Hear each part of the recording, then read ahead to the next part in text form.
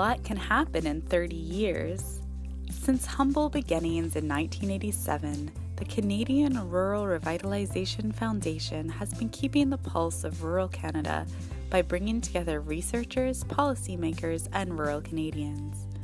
As we celebrate 30 years since the first conference in Saskatchewan, we have an opportunity to look back at the last 30 years and ask what we have learned, how rural Canada has changed, and where we can go from here. We brought together some key individuals from over the years to reflect on where we have been and where we're going.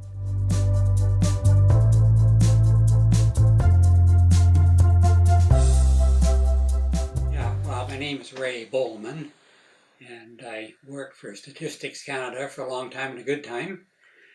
Actually, 40 years and 40 days, if you can believe it.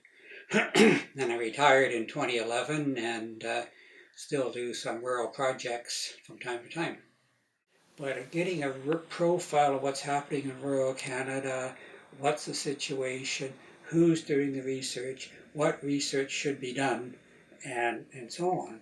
So that was that first meeting in Regina you talked about. Tony and I phoned a number of colleagues, researchers, and there's some federal bureaucrats, policy analysts there, and some people from the co-op sector, and Sally Rutherford, who was the executive director of the Canadian Federation of Agriculture. So it was that type of a network that was pulled together to think about what can we do to inform ourselves and help rural communities and all the other wonderful things that we dreamed up that we would like to do. So that's what got it started. We were reacting to or becoming increasingly conscious of two or three things in rural regions and rural areas and rural communities. One was just the concept of globalization. We were increasingly aware that things were becoming complex and connected, interconnected, and through rapid advances in technologies, particularly technologies around telecommunications in the early days, looking at it from today's perspective, we were becoming conscious that rural regions, rural communities, rural interests were subject to somewhat unknown but large-scale and rapidly changing global forces. Well, I think one of the big changes is the broader topics that are being explored.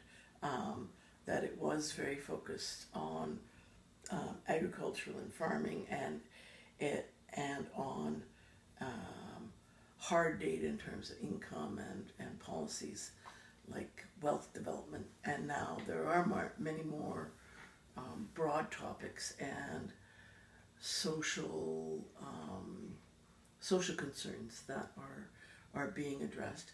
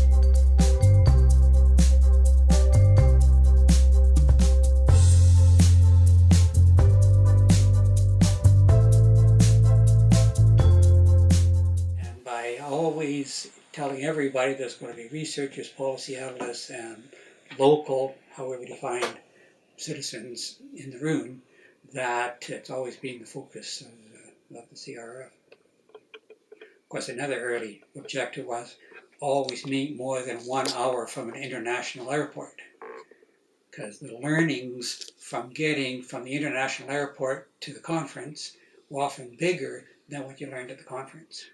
You just learned about rural, just getting to the conference.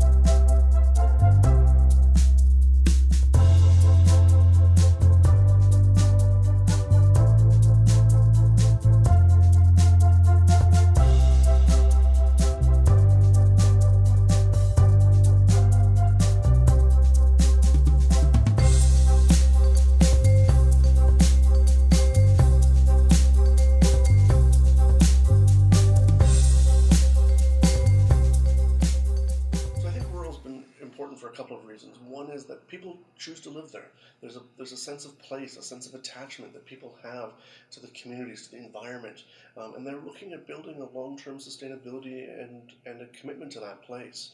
And so how can we better understand that? Because sometimes the values that people use to make decisions are actually very different than other communities, particularly being in urban Canada.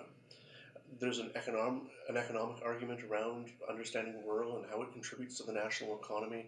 And I think there's also an opportunity to really dispel a lot of myths and some of the romanticization that takes place around rural, that it's not all Little House on the Prairie or Call of the Wild, that there is some incredibly diverse economic activities, some incredibly diverse communities, and the opportunities that are still out there for rural places.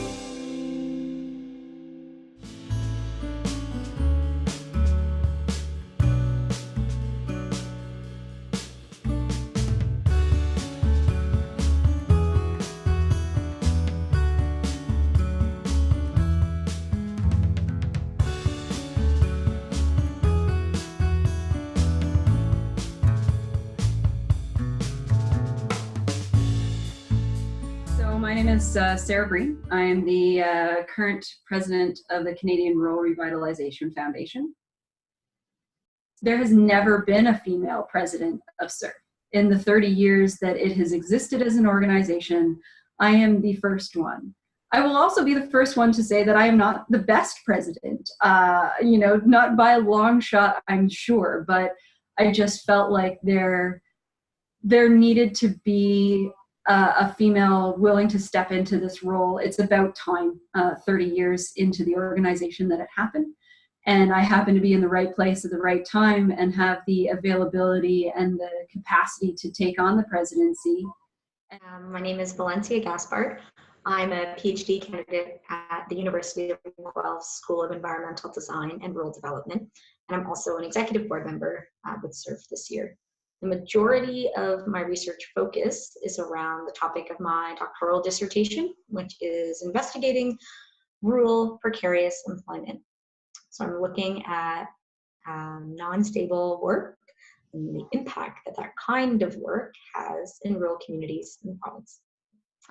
Rural research is important because rural people matter. And when we can make better systemic decisions to support individuals, we are doing better work. And for me, a lot of important things happen in rural places. A lot of important industry that help to support what I think makes for a strong province and country in my own case. A lot of those things come from rural places. So we need to know what's going on in rural places.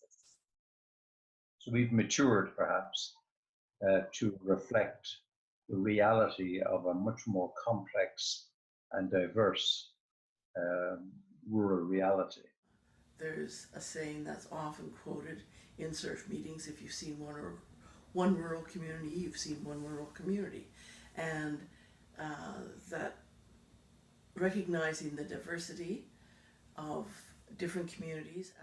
I'm really proud to be a board member on a board that has room for practitioners and policy developers and scholars and students. I think it's really important that CIRF continue to be a place where the best ideas can come together and where diverse lived experiences in rural can help make rural stronger.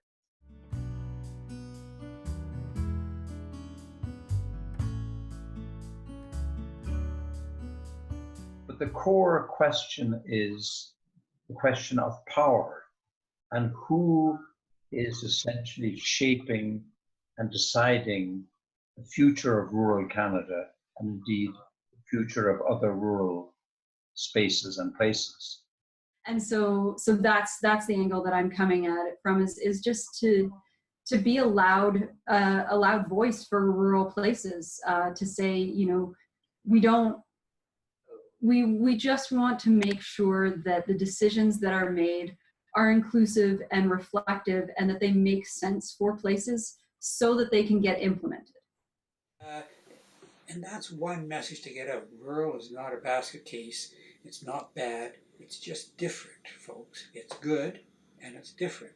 It's not bad and different. It's not a basket case and different. It's good and it's different. So that's one ongoing message, and it'd be nice if that message could become stronger over the next 30 years, I guess. There's often a, whether it's intentional or not, a sort of overlooking of rural communities in envisioning what sustainable societies should look like. So I think that rural communities deserve to have that space to envision sustainability in their own terms and sort of translate that to their capacities and needs. And I think that within the empirical research landscape, that's something that continues to be a pretty pervasive gap. People do draw a distinction between urban and rural, but at the end of the day, we are all living on this planet in, you know, this province or this country, the planet all together, and we rely very heavily on each other. And if we think of our major ecosystem services and all the important environmental pieces that hold this planet together, you know, your sources of major rivers, airsheds, biodiversity, forests, all of these things, those are very rural-centric resources, if you will.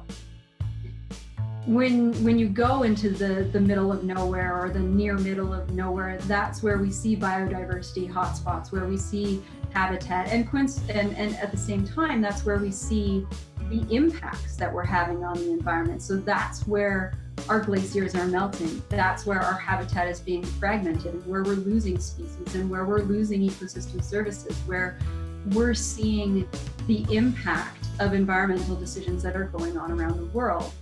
And so as a person who's very concerned with environmental stewardship, I think rural research has a huge amount to add to that, because those communities are in a unique position to watch the canaries in the coal mines, if you will, to see those changes and to have some of the very hands-on impacts about, you know, how we can do things better.